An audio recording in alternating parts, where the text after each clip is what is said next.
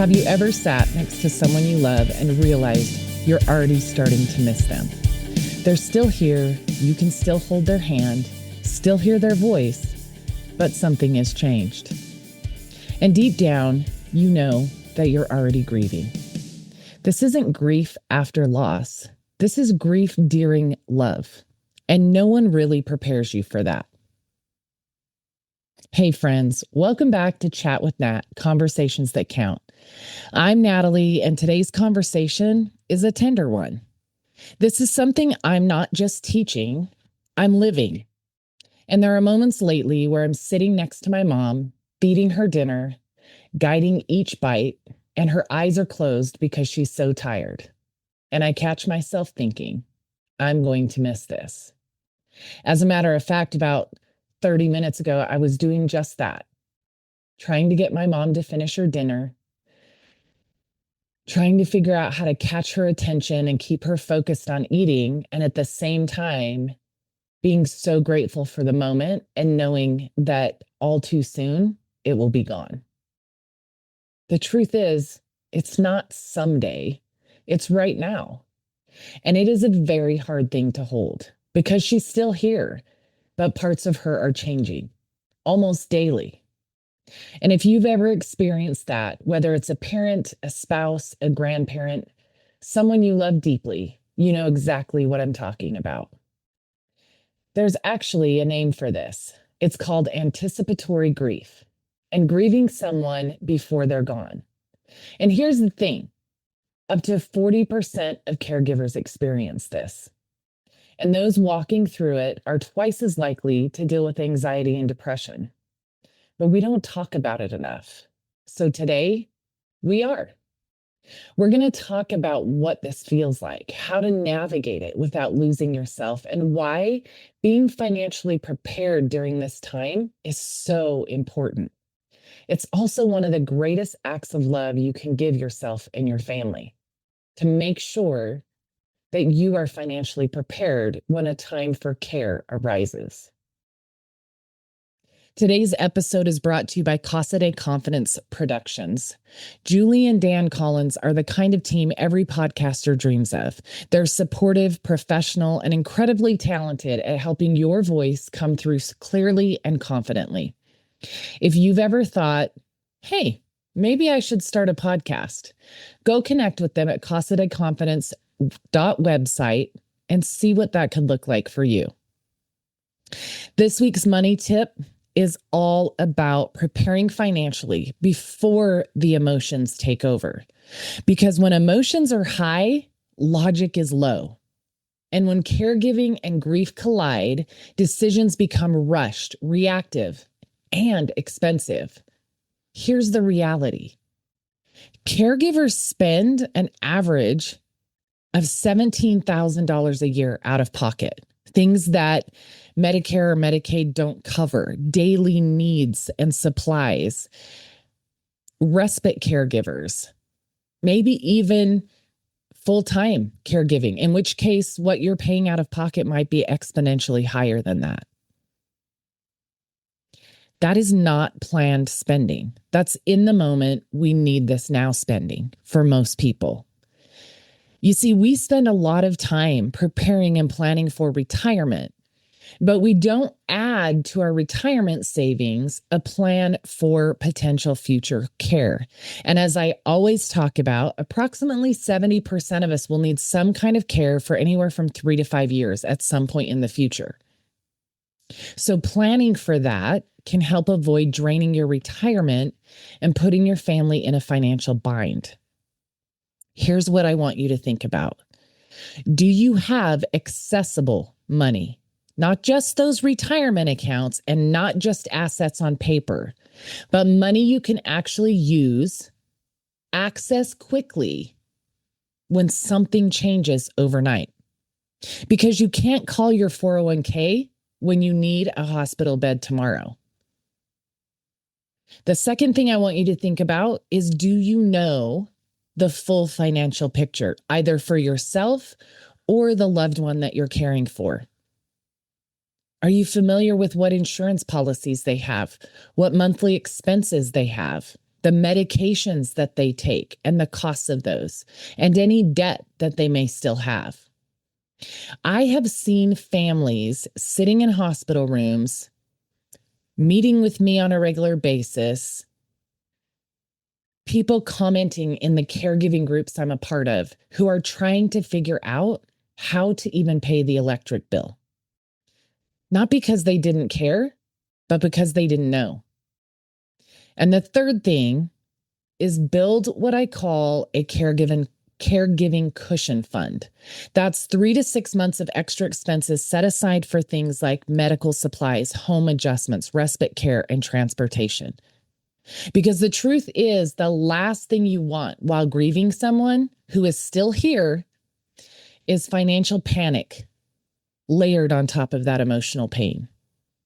Money is not going to remove the hurt or the hardship of watching somebody that you love slowly disappear, but it will remove the financial pressure that for too many people accompanies the emotional side of things. Grieving somebody who's still here is complicated because you're not just grieving them, you're grieving who they used to be, the relationship you had, the future you thought you'd have together. Maybe it's the conversations that aren't the same anymore. Maybe it's the independence that they've lost. Maybe it's traditions that quietly fade away. And there's this constant tension of, I'm so grateful that they're here, but my heart is breaking at the same time. Both of those things can exist, and both are valid. This last holiday season was very different for us. My mom's significant and ongoing decline started the week before Thanksgiving. And so Thanksgiving was different than normal. She struggled to eat independently the way that she used to. Excuse me. Wasn't able to stay as awake as long, wasn't able to carry on conversations and interact the same way she had. And then her first hospitalization was the week before Christmas. And so Christmas was even more of an adjustment of really just having mom present and trying to help navigate. I mean, let's be honest, buying gifts for a loved one who is suffering with a chronic and eventually terminal condition turns into buying new bed gowns or new comfortable clothes for them to be in, or a new pair of slippers and things like that. And this last Christmas, my mom didn't even recognize a lot of what she was getting or what it was for or why she needed it. And that made Christmas very different. It wasn't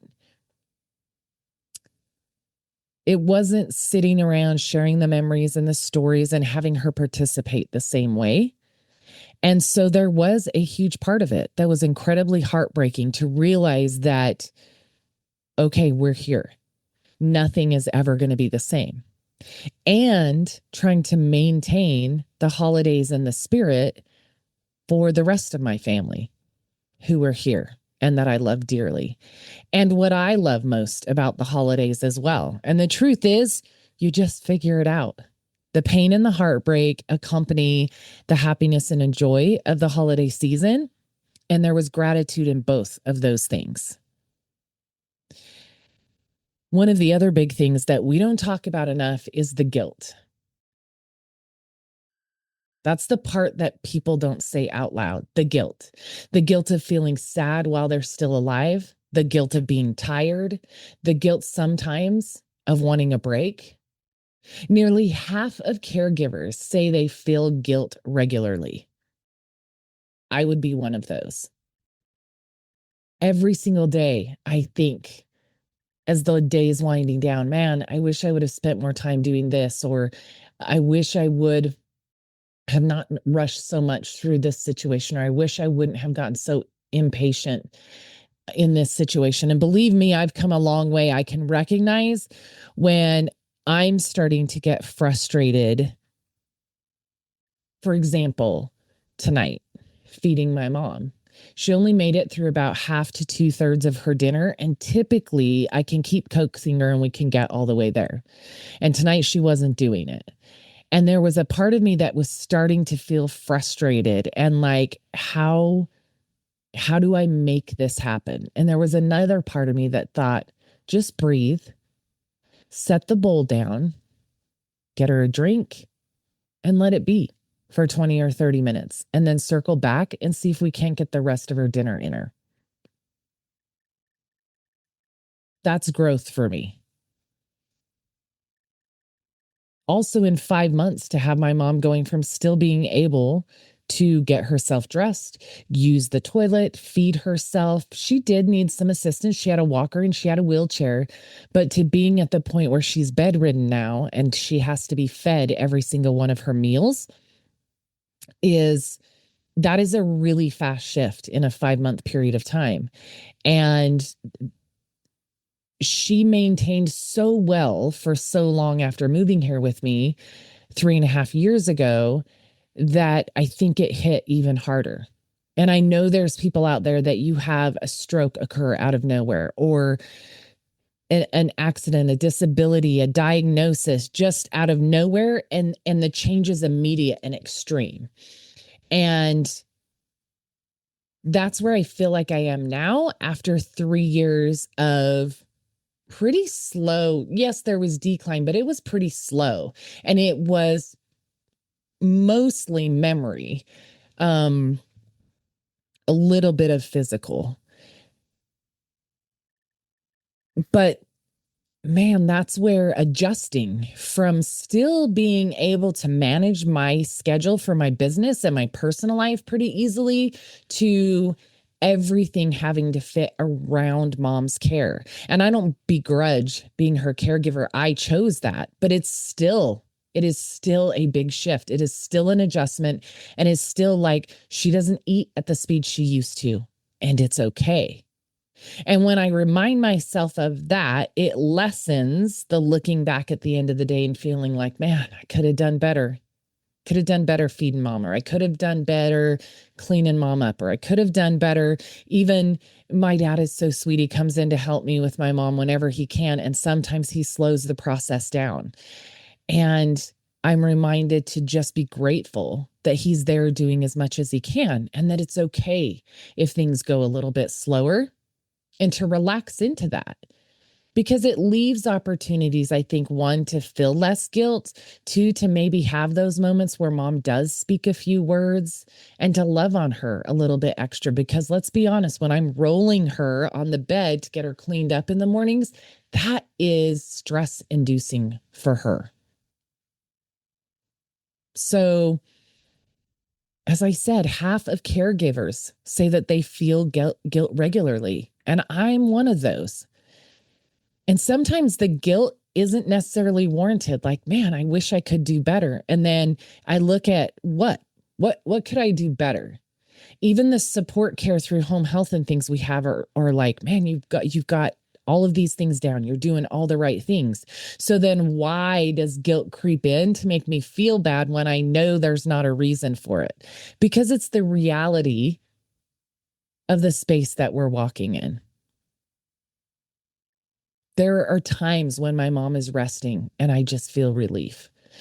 Moments when I think, whew, this is a lot. And then immediately the guilt follows. But there's a reframe I want you guys to hold on to, one that I need to continue focusing to hold on to. It's that guilt is often nothing more than love that has nowhere to go. Feeling overwhelmed doesn't mean you don't love your person. It means you've been loving them at full capacity for a very long time. So give yourself a little grace and reframe that guilt into seeing it for what it really is, and letting it, instead of letting it be an additional weight that you carry on your shoulders. The next thing I want to talk about is those things that happen daily. Let's call them mini losses. It's not a big loss. It's not a real obvious things. It's hundreds and hundreds of small things that add one on top of another over time. The first time something changes, the first time they forget something important, the first time they need help with something they used to do on their own. And each one may feel small in the moment, but they stack layer after layer after layer, especially with long-term conditions that can last for years. You're not just grieving once. You're grieving in waves, in layers, in moments that come out of nowhere, and sometimes on a daily basis, which is where I feel like in a lot of ways things are happening with my mom. She's had a little bit of a shake, but it was real mild and unnoticeable. And I think I have noticed just in the last month. So after both of her hospitalizations, she was still feeding herself the majority of the time. Okay. And then for about a month. So until about the 1st of April, and she couldn't grasp the silverware anymore. She couldn't hold her hand steady enough to get the food to her mouth or even pick up the cup to get a drink. And so I look at these things. That shake seems to continuously become more and more prominent. Now her mouth will shake, her chin will shake. And so even feeding her can be difficult at times. And I have to remember to take a deep breath and try and keep as much peace and calm in the room to help her kind of relax through those times too. And listen, it's not always easy. It's not. Because there are a million other things that life is throwing at us that we have to manage at the same time. And it's important, like I said, to just see things for what they are and move through them. If there are areas you need to learn more or improve your approach with, then focus on doing those one at a time, not all at once, where you just feel like you're punching yourself in the face constantly because you can't get anything right. Again, give yourself some grace and tackle what is the one most important thing that I can focus on improving right now. And oftentimes, as I've focused on learning in a new area, like how to move my mom on the bed, to clean her up, to change her briefs, to change the sheets, how to safely do it for her and for me, and do it in a way that minimizes the stress in the situation for both of us.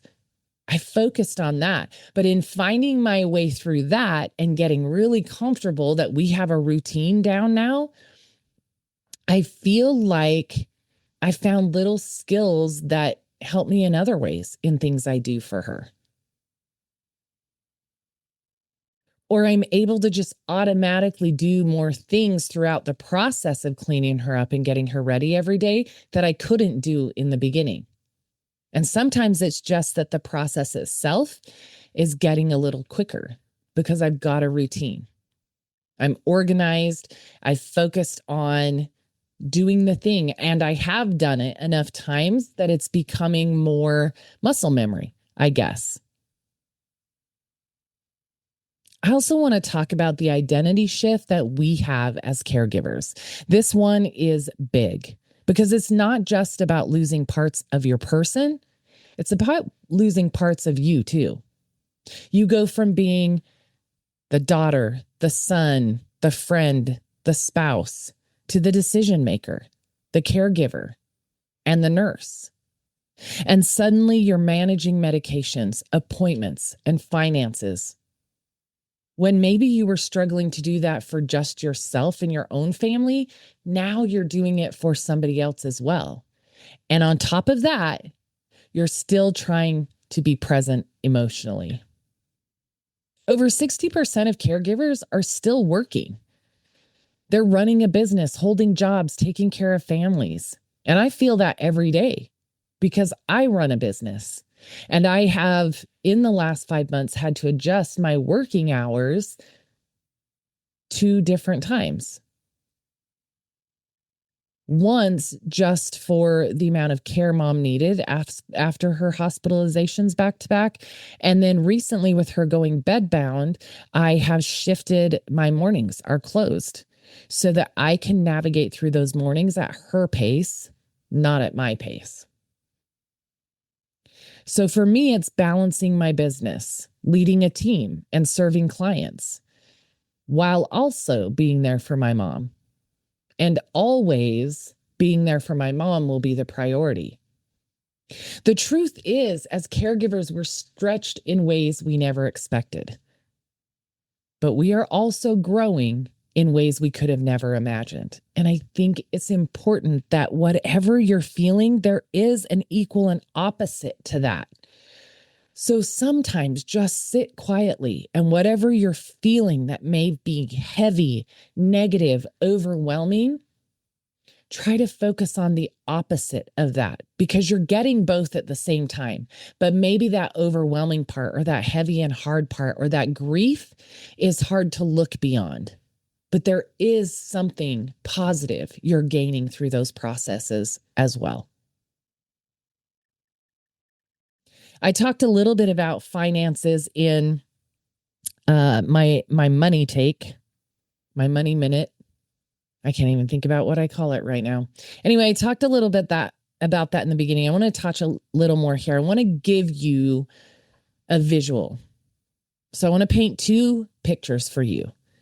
One family is trying to figure everything out in real time. They're stressed, they're overwhelmed, they're making decisions from fear, and sometimes they're limited in what they can do.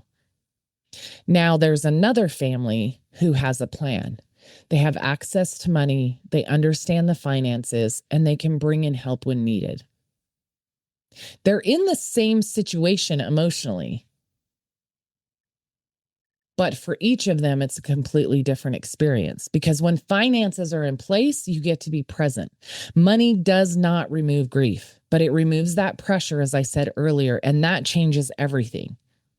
Listen, I am actively grieving my mom. I see it. There are some days I walk into the room.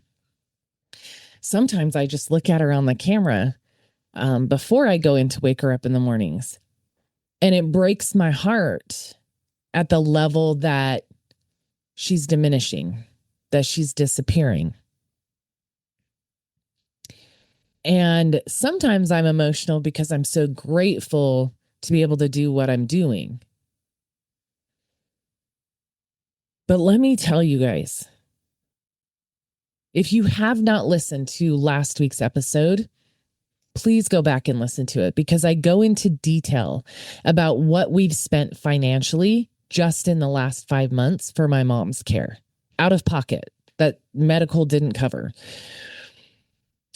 If I had to try and figure out where to get the money from, I don't know how I'd be managing her care with that added stress. And I know that many of you out there, because I see it in the groups that I'm a part of, I hear it in the conversations I have with other caregivers, with clients, as we talk about preparing for them or preparing for their parents, or organizing what their parents have so the money lasts as long as they do and can provide the care that they need.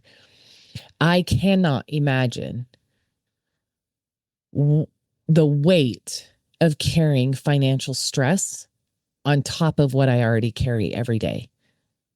And that is why in all of my caregiving episodes, I will talk about getting financially prepared. Forever, I will talk about that, because I know that as hard as things feel for me some days, it is exponentially easier because of the financial situation that we're in, that my parents put themselves in. And I am passionate about helping people get there for themselves as much as possible. I also want to talk about finding meaning in the middle of the grief.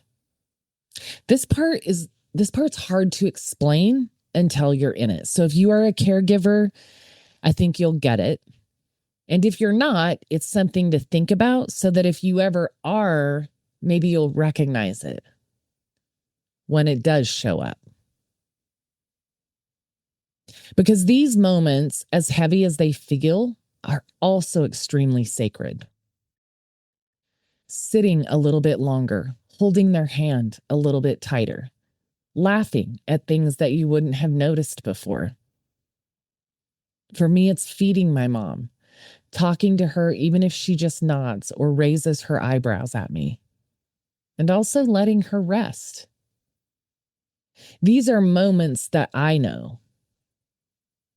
They're moments that I know one day I'll wish I had back.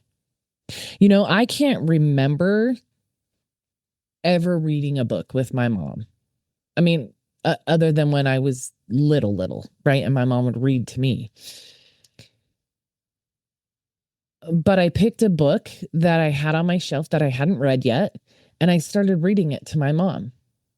Now, I would love to be able to do it every night, but sometimes the schedule doesn't work out for that. But I would say at least 3, maybe 4 times a week before bedtime, after I give her medication, I'll climb onto my dad's side of the bed and I'll just read a chapter or two to her for about 30 minutes.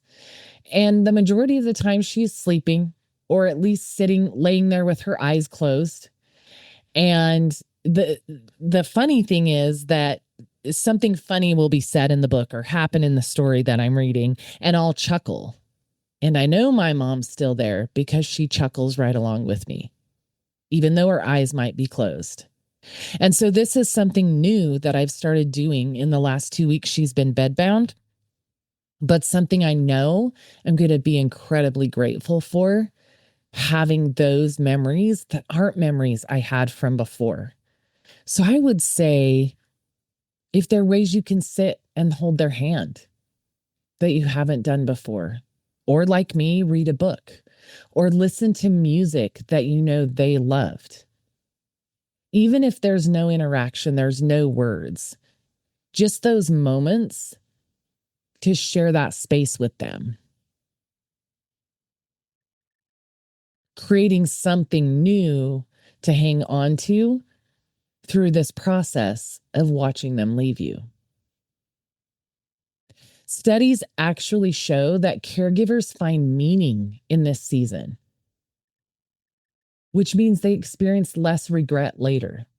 So even in the hard, there is purpose, there is connection, there is definitely love. I knew this topic is, hard to carry as a caregiver. If you know, you know.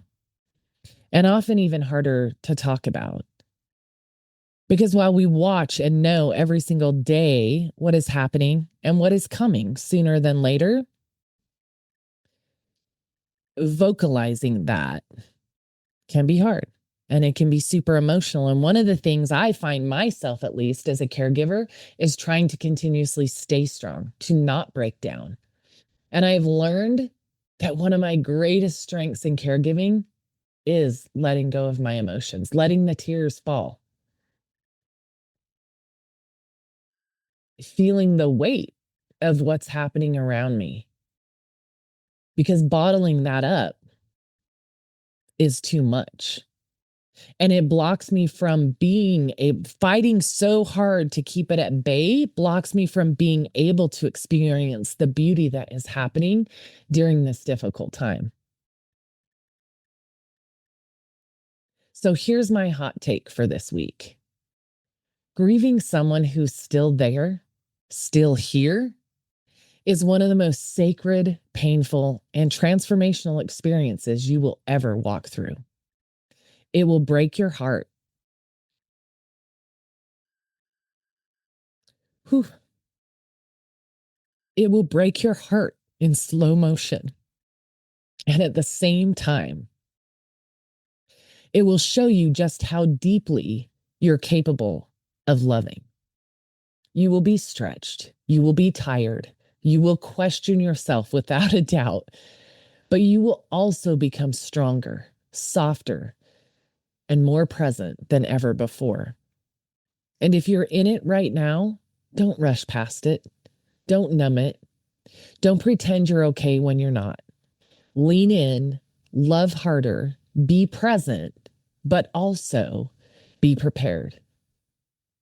Because love without preparation creates guilt.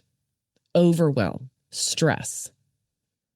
But love with preparation, that's what creates peace.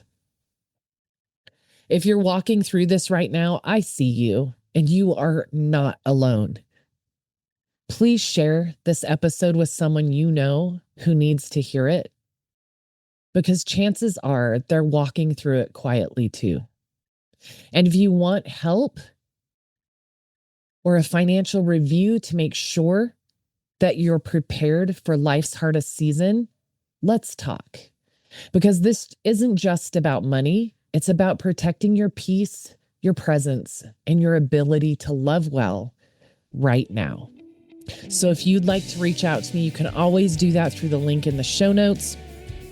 But in addition to that, you can connect with me on Instagram under Natalie McPhee-Keim, and there is a link in my bio where you can go directly to set up a time to have a private conversation with me. And I would love to see how I might be able to serve you, your family, and the loved one that you're caring for.